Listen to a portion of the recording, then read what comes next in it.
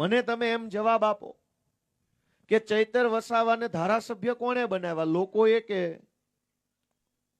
લોકોએ બનાવ્યા ને? લોકોએ બટન દબાવ્યું, સમાજે બટન દબાવ્યું તો એ માણસ ધારાસભ્ય બન્યા. ધારાસભ્ય જનતાએ બનાવ્યા છે. એવું નથી ગડકો દડકો દહીં દડકો બની ગયો ધારાસભ્ય. એમ નહીં બને કોઈ. સમાજ જેને પ્રેમ કરે, લોકો જેને આશીર્વાદ આપે, એ માણસ ધારાસભ્ય બને. ચૈતર વસાવાને ગુજરાતભરના આદિવાસી સમાજે અને ડેડિયાપાડાના લોકોએ આશીર્વાદ આપ્યા છે. કામ કરવાના આશીર્વાદ આપ્યા. એણે કામ કર્યું અને જેલમાં પૂર્યા તો સજા તો લોકોને પણ થઈ ગણાય ને. લોકો પાસેથી ચૈતરભાઈને છીનવી લેવાનું કામ કોણે કર્યું? માંડ આપણને એક સારો નેતા મળ્યો, છીનવી લીધો સજા.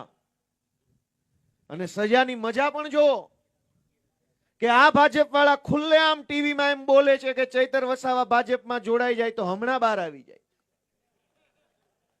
એનો અર્થ શું થયો? કે ભાજપનો પટ્ટો ગળામાં ઘાલીને બળાત્કાર કરો, ખૂન કરો, ચોરી કરો, ચપાટી કરો, કઈ વાંધો નહીં, પણ ભાજપની સામે રહી અને ગરીબ માણસનો હાથ પકડશો, ગરીબ માણસનું આંસુ લૂછવાનું કામ કરશો તો જેલમાં પૂરશે. ભાજપની સામે રહીને કોઈનું આંસુ નહીં લૂછવાનું.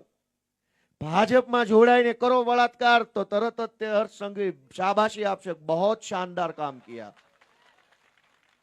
એનો અર્થ એ થયો કે ચૈતર વસાવા ભાજપમાં જોડાય તો સજા માફ, અને ભાજપમાં ન જોડાય તો જેલમાં પૂરી દેવાનો. મુદ્દો હવે ચૈતર વસાવા નથી, મુદ્દો વ્યવસ્થા આખી કેવી રીતે હાલે છે એનો મુદ્દો હવે તો આવ્યો.